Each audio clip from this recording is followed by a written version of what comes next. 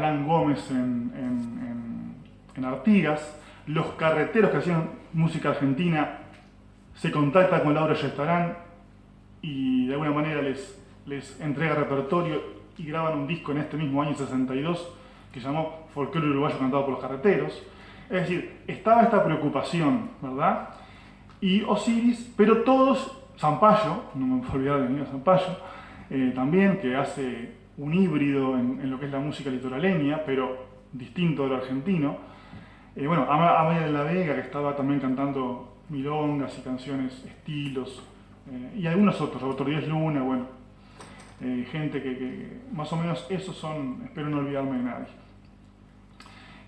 Pero sí, yo creo que aquí es el ejemplar más puro, ¿verdad? En el sentido de que todos más o menos se basaron en un principio en lo argentino.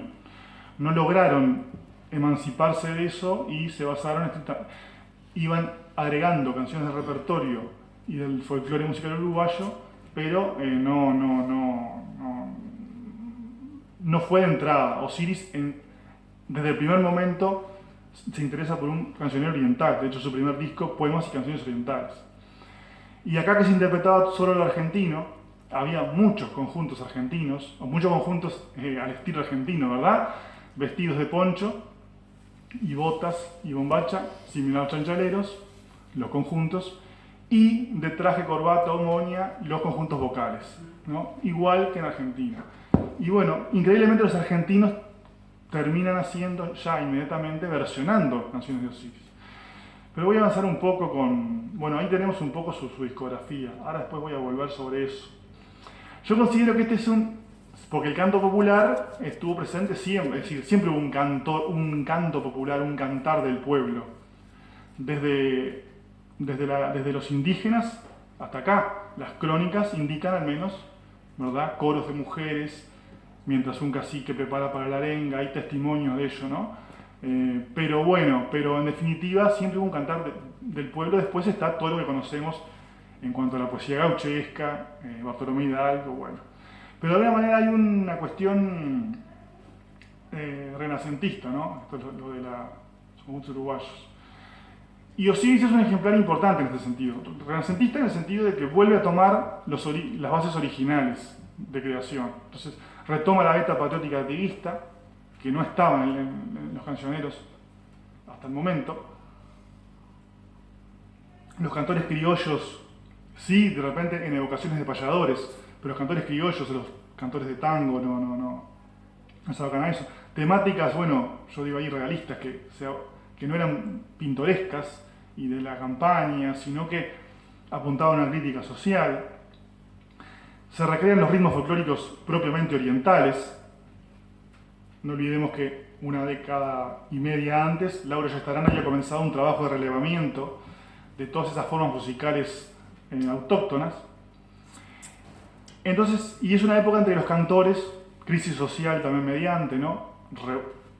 No olvidemos la creación de La Habana en el año 59, es decir, se da en ese medio siglo una confluencia de cosas que, bueno, que de alguna manera el cantor popular ya se comienza a elegir como parte de un devenir histórico y social y como un portavoz de eso que tiene que... Bueno, también hay esto de los creadores uruguayos que generan ese efecto boomerang, estaba diciendo, en cuanto a que se comienzan a cantar las canciones de los uruguayos. El caso de Osiris es uno de los que más se ha versionado, y Aníbal Zampayo en esa época.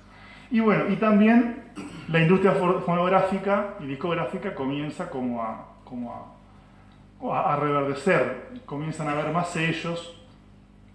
Bueno, ahí estaban un poco la generación, esto lo paso. Quiero volver a referirme a discografía. En ese año 62, él edita ese primer disco, Poemas y Canciones Orientales, casi inmediatamente otro disco, un extended play que se decía, de 4 canciones, más o menos por esa época, años 62, 63, no está muy claro. Y bueno, ahí aparece la temática histórica y la temática patriótica, bastante. Y ahí es donde aparece por primera vez el famoso Cielo de los Tupamaros, ¿no? Que después Osiris lo va a vincular a la canción protesta. Si bien él no fue un cantante de protesta, que es una línea que se comienza a denominar así y a forjar sobre fines de la década del 60, pero se lo vincula con ese canto de protesta a través de este Cielo de Tupamaros, que se refería a los hechos artiguistas, pero que bueno, con el movimiento de liberación nacional quedó Osiris como prendido a eso, y después evidentemente el tema se prohibió y bueno, lo que todos ya sabemos.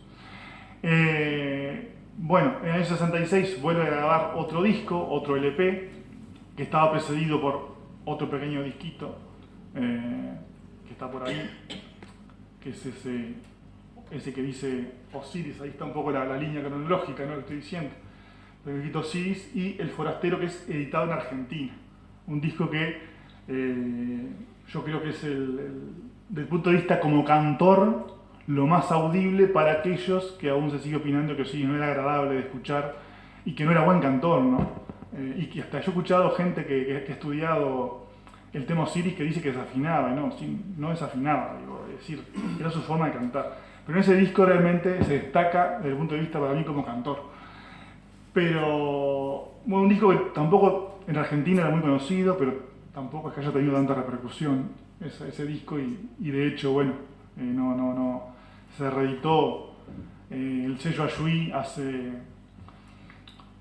por ahí por el 2008, logra obtener las matrices y reeditar este disco. Y bueno, en el 70 un disco que es ese que ven ahí de tapa gris, que es como el disco más oscuro de Osiris, ¿no? Que es del año 70, donde bueno, aparecen varias canciones que ya habían sido grabadas por otro, ¿no? Está esa característica en Osiris de que sus canciones eran grabadas antes por otros que por él mismo, ¿no? En ese disco recién aparece Como yo lo siento, de Corrales a Tranqueras, por ejemplo, que ya habían sido grabadas hacía bastantes años, 8 años por lo menos, por Eduardo Falú, por ejemplo, por Santiago Chalar, por Manuel de la Vega. Y bueno, ya después, entrada en el 73, graba ese disco Cimarrones. Y acá hay una característica, porque Cimarrones temáticamente es igual, por más que varían algunos temas, que ese primer disco, Poemas y Canciones Orientales, ¿no? Sin embargo, no aparece Cielo de los Tupamaros, por cuestiones obvias, ¿no? Año 73. En la edición, sin embargo, después el tema va a aparecer en otro formato, en otro disco. Año 74 graba otro disco que es el último, que es Pájaros de Piedra. Ya Osiris logra grabar ese disco, ya no actuaba en público porque no se lo permitían. Se lo permitía hacer, se lo permitía cantar, pero no promocionarse. Algo que es medio difícil, ¿no? Es decir, si ustedes no sabían que esto se hacía aquí, no iban a venir, como salvo que el boca a boca, pero era alguien que llenaba teatros, se encontraba con muy poca gente y eso conllevó a una cuestión económica compleja en él, ¿no? Que es lo que después llega a exiliarse. Osiris no es un exiliado político, por supuesto, pero es a raíz de ser un exiliado económico. Pájaros de Piedra, hay una edición argentina muy curiosa porque toma la mitad del disco Cimarrones de Sondor, uruguayo del 73, y la mitad del disco Pájaros de Piedra, uruguayo. Pero incluye la edición argentina sí Cielo de los Tupamaros. Allá sí lo pudo editar. Es una versión distinta, no es la primera, es una versión única que grabó y le pone entre paréntesis, por cualquier cosa, Cielo de los Tupamaros 1811. ¿No? Entonces, esa es una versión poco conocida de Cielo de los Tupamaros de Osiris, ¿no? Porque siempre se conoce más aquellas versiones de ese primer disco, que en realidad de ese primer disco, omití decir, hay 2 discos grabados. La tapa, digamos, la carátula es la misma, pero hay 2 grabaciones distintas de ese disco, que cambian los tiempos, hasta las afinaciones de la guitarra. Es muy curioso. Bueno, estamos hablando un poco. Es interesante, quiero entrar un poco a la cuestión del guitarrista, que también está ligada, ¿verdad? Porque en definitiva Osiris Era un poeta de libro, digamos. Su poesía se podía leer como poesía en sí, más allá de su nativismo, más allá de las obras que son más de tinte más gauchesco. Pero también sus obras, que fueron aplicadas a la canción, a las canciones y como fondo de los poemas, eran obras guitarrísticas en sí mismas. Es decir, se podían ejecutar como piezas de guitarra, como piezas de concierto. Algo que él nunca se dedicó, nunca se interesó por decir, bueno, voy a dar conciertos de guitarra y nada más. Podía haberlo hecho. ¿Por qué? Porque evidentemente el vehículo de la palabra también le interesaba, ¿no?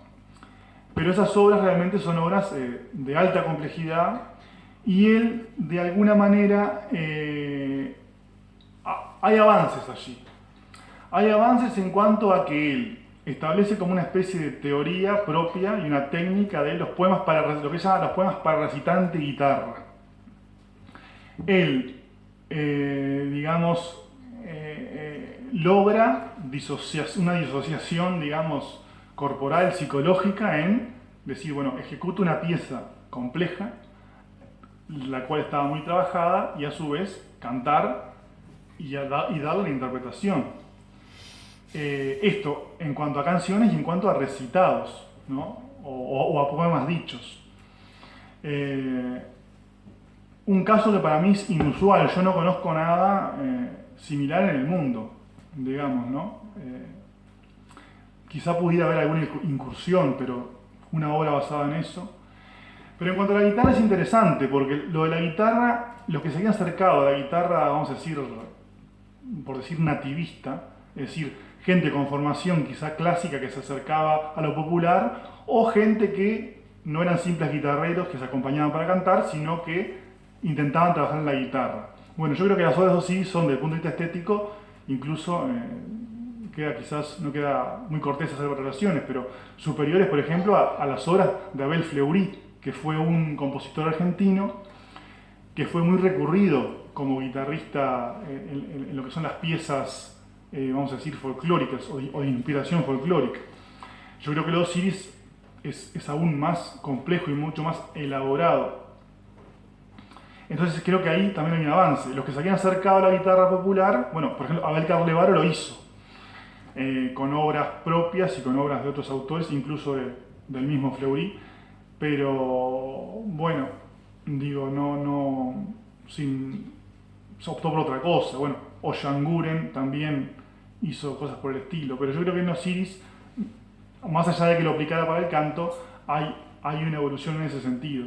Incluso considero que en algún punto hay una mayor elaboración en cuanto a las canciones que Yupanqui, porque Yupanqui, salvo los solos de guitarra, cuando Yupanqui canta, en general son virtuosos sus introducciones y sus interludios, pero mientras canta no es tanto lo que aplica guitarrísticamente. Osiris realmente logra esto que estábamos diciendo, ¿no? Esta obra de alta complejidad.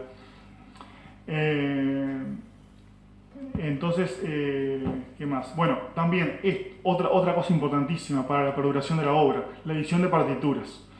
Editorial Lagos de Argentina le publicó una gran cantidad de obras que afortunadamente, bueno, están o van a estar, ahora voy a comentar algo sobre eso.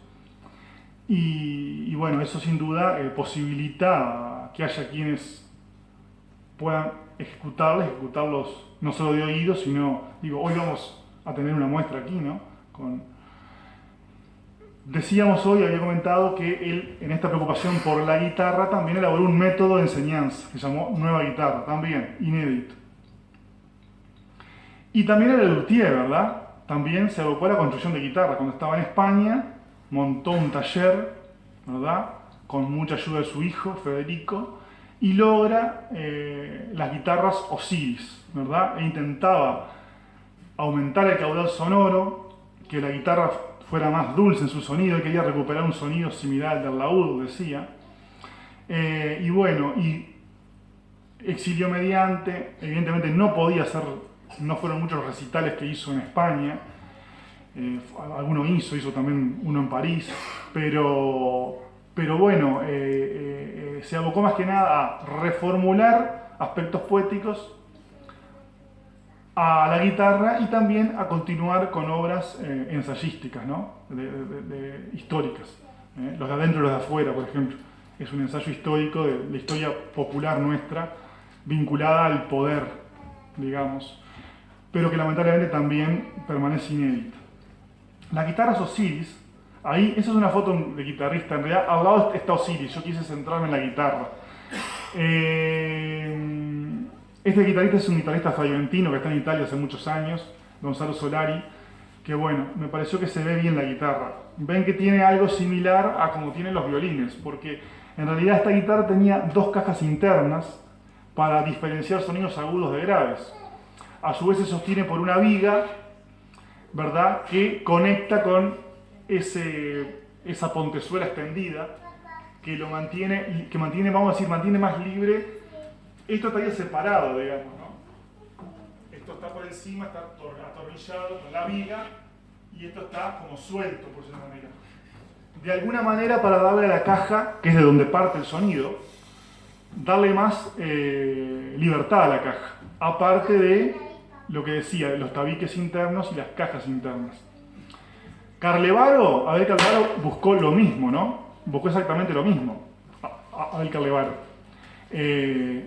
¿Y qué buscó? Mantener la tapa de la guitarra más, primero extenderla, porque la guitarra, lástima no traje, la guitarra de Carlevaro no tiene boca, tiene todo un reborde que es el hueco por donde sale el sonido, para mantener más la tapa más entera, digamos, y lograr eso que decíamos. Osiris lo buscó como por otro lado, ¿no?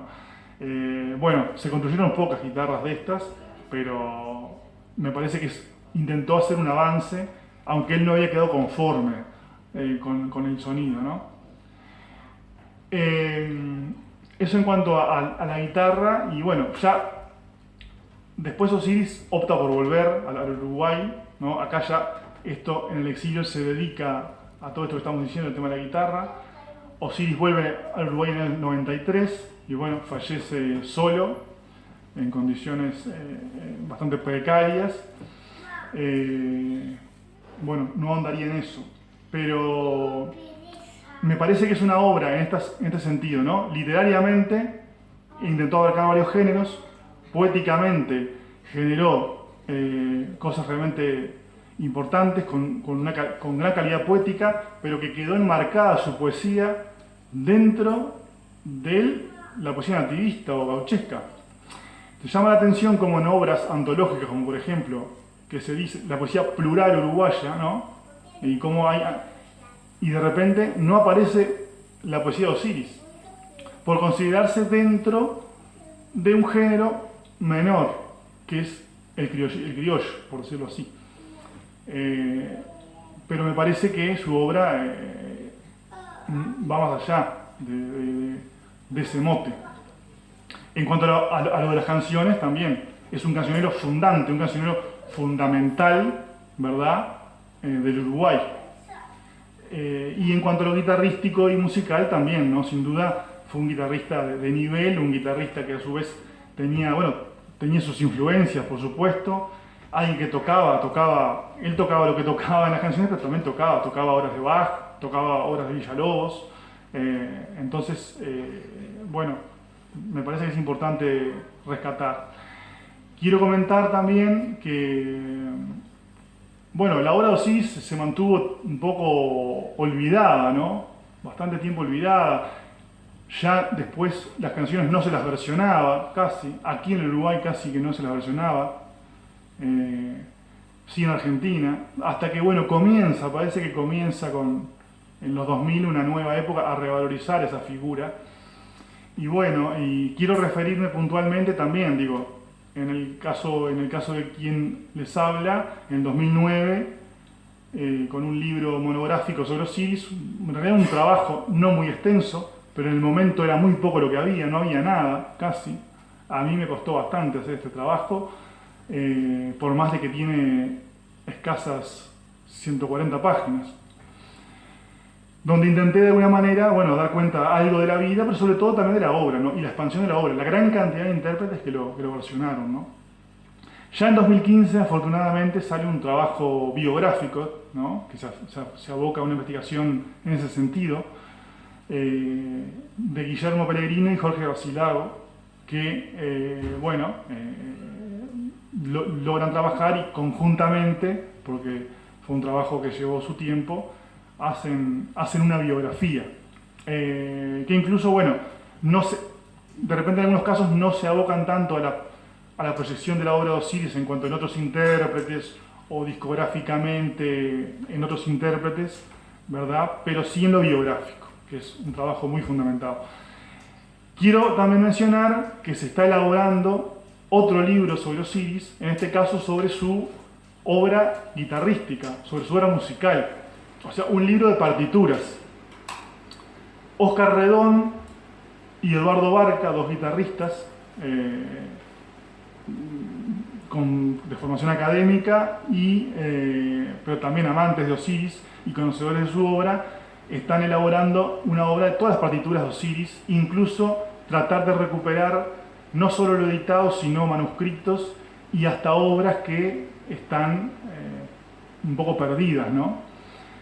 Tratar de rastrearlas y bueno, publicar todo eso, incluso publicar hasta las distintas versiones de esa partitura, porque Osiris iba cambiando. Me parece que va a ser un trabajo de lujo, un trabajo que es necesario, muy necesario, por más allá de que sea para especialistas en la guitarra, pero que es importante. Así que, bueno, básicamente era eso lo que quería transmitirles humildemente para darle paso a los músicos.